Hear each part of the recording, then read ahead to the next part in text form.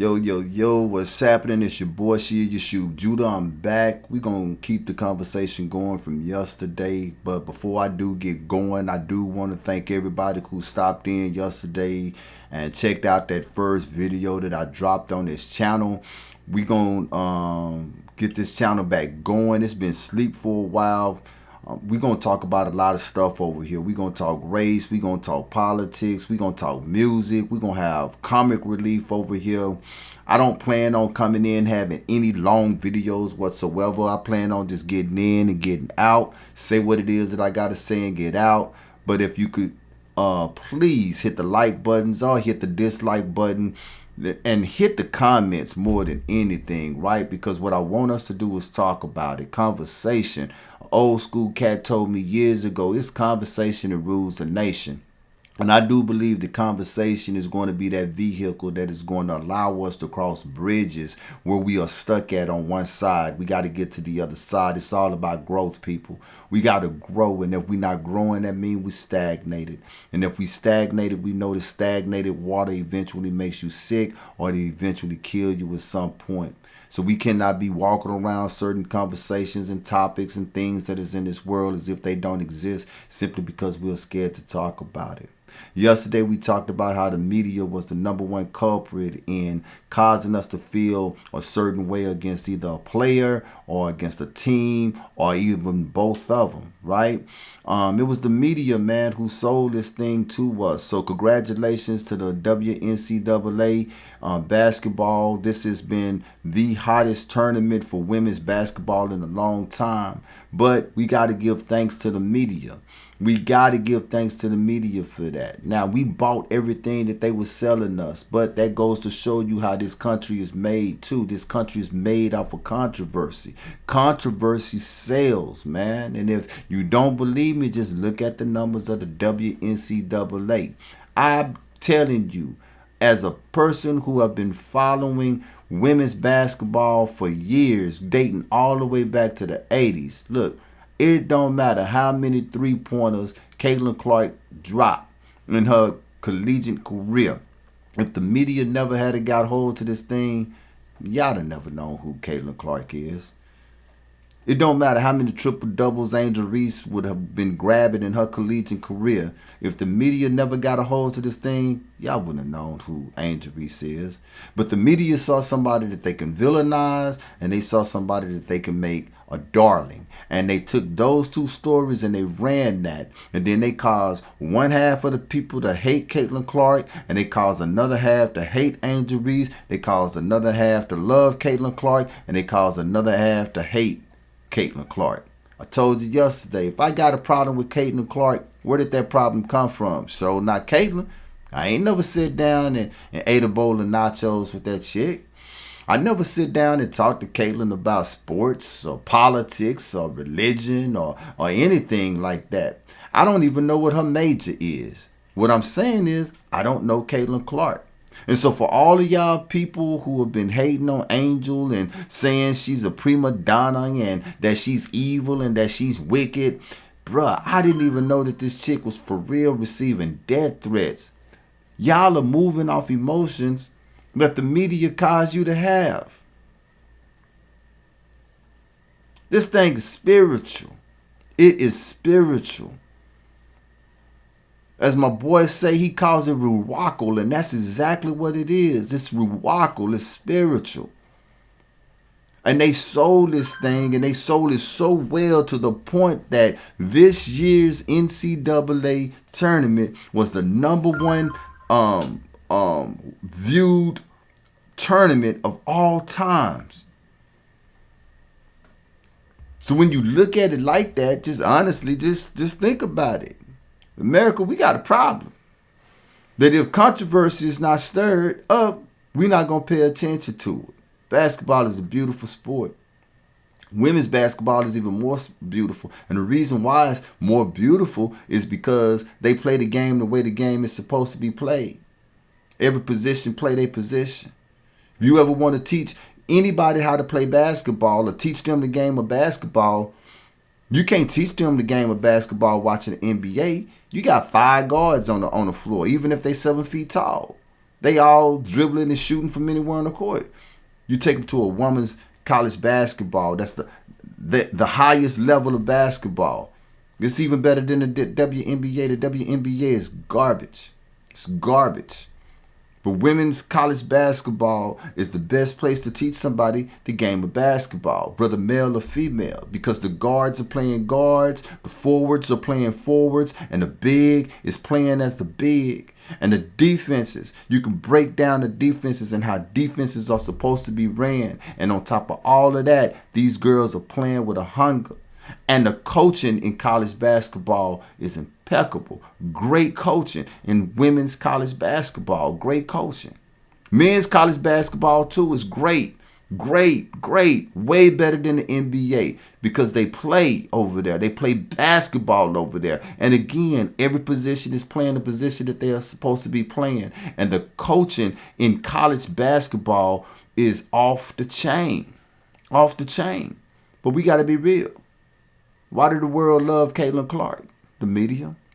Why did the world hate Angel Reese? The media. Why did the world view LSU differently? The media. We got to be real. Why did you watch the game?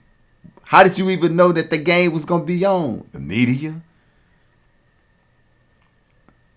And ABC was so upset the South Carolina won that as soon as the game went off, they went off too in the middle of a commentator talking about the victory that South Carolina won as if that was not going to be noticed. Yeah, that was noticed. It was noticed. We saw that. We saw that.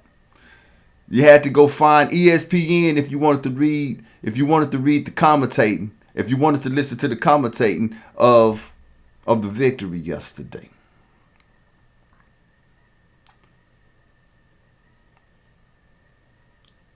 And so for people, mainly white people, who say that no, Angel Reese was not villainized, LSU was not villainized, Angel Reese is hateful, she taunt too much, this, that, and the other. Man, that girl is from Baltimore. That's her makeup. Nobody said the same thing when Caitlin Clark. Caitlin Clark does it. Caitlin Clark get away with way more than anybody else in college basketball could get away with. Go back and look at her game. She pushed off 80% of the time. She decided she wanted to drive the basketball to the rim. She pushes off. That could be called a foul every time. Every time, but they don't. Why? Because it's Caitlin Clark. Breathe on it too hard, they call a foul. Why? Because it's Caitlin Clark. Referees understand the assignment. People are here to see Caitlin Clark put on the shows. You can't touch her like that. Let her shoot the ball. See, come on now. Let's just be real with this thing. Let's just be real with this thing. But I want us to hear what Hailey Van Leith had to say when they put a camera in her face and a microphone in her face. Maybe you don't want to believe me that the media is villainizing these people and making these people heroes. Let's listen to an athlete that is not only near to the fire, but she is in the fire. And let's see what she got to say about this. Let's check out. I think there's a lot of situations that play into it. But I think, we do have a lot of black women on this team. We do have a lot of people that are from different areas. And unfortunately, that bias does exist still today. And a lot of the people that are making those comments are being racist towards my teammates. And, I'm in a unique situation where I see with myself, I'll talk trash and I'll get a different reaction than if Angel talks trash. And so it's really up to me to, it's not up to me, but I have a duty to my teammates to have their back.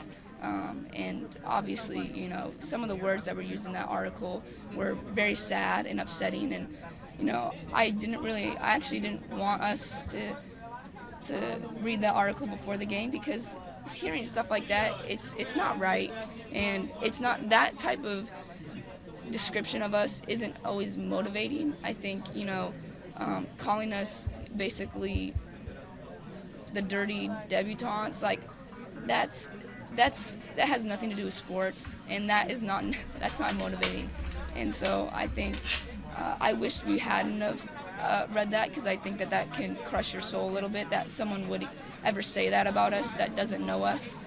But again, obviously, in my opinion, I know for a fact that people see us differently because we do have a lot of black women on our team who have an attitude and like to talk trash, and people feel a way about it. But at the end of the day, I'm rocking with them because they don't let that change who they are, and they stay true to themselves, and so I'll have their back. Yeah. You see that? She see it. Probably one of the whitest people that you can see, man. Blonde hair, blue eyes, right? She called it what it really is. She called it what it really is. She said, look, I see it for myself. I can talk trash and I get a different reaction than when Angel Reese talk trash. She said that I know our team gets a bad rep. Why? Because there's black people on the team. This is not somebody that's talking far away. This is somebody that's talking right there. She said, I wish that my team hadn't seen it because that leaves a negative impression on us, man. Look, these girls didn't sign up for this. Even Kayla Clark, she didn't sign up for this. Angel Reese didn't sign. They went to school to play ball, man. This is the reason that they went to school. They went to school to play ball, get an education, win as many championships as they possibly can. And you people sending death threats to a female that y'all don't know because the media got y'all thinking that she's an evil person. They got me wanting to see every time Caitlin Clark hit the floor, they got me waiting to see her get beat because the media got me looking at her like she's supposed to be the darling and the savior of the WNCAA. Kayla Clark might be a cool chick. Cool chick.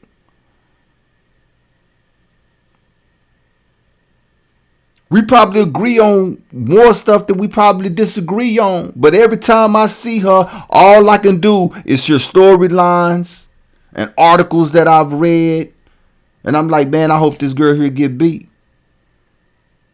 And let me tell you how the spirit moved, that it moves from not just, I want to see her get beat. I want to see everybody that's rooting for Iowa be sad. I want to see it in y'all eyes. I want to see that crushness in y'all eyes when y'all go down.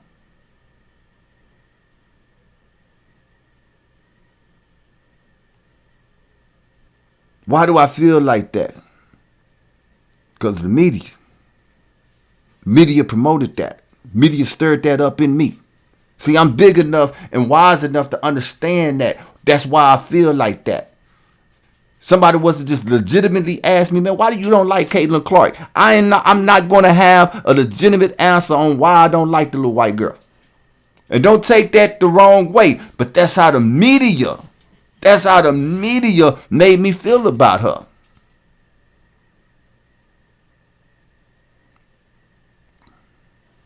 They have taken something that's supposed to be enjoyable and they made it unenjoyable, and they made it to the point that now we're watching this here to either see the villain go down or the darling rises.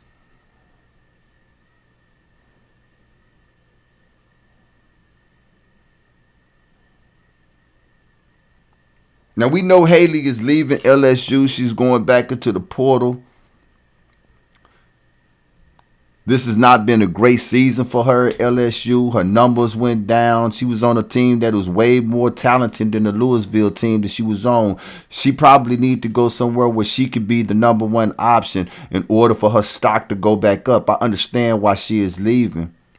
But for her to stand up for her teammates and for her to tell it like it really is, I commend her on that, man. Because, see, people will listen to everything that everybody else got to say, and we for real be harboring bad intent and feelings for these girls when they ain't did nothing to us at all. Nothing. I'm still glad that Iowa got beat. I'm still glad that Caitlin Clark got beat. But I'm going to put it in perspective. I'm still a South Carolina fan. If South Carolina had to play LSU, I'd have been rocking with South Carolina. If they had been playing the University of Florida, which is my sister's alma mater, I'd have been rocking with South Carolina.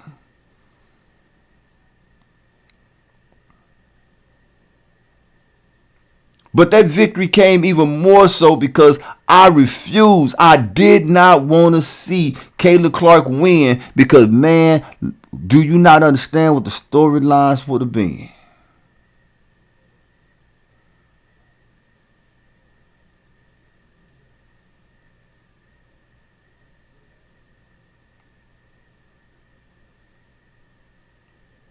Y'all can deny it if y'all want to.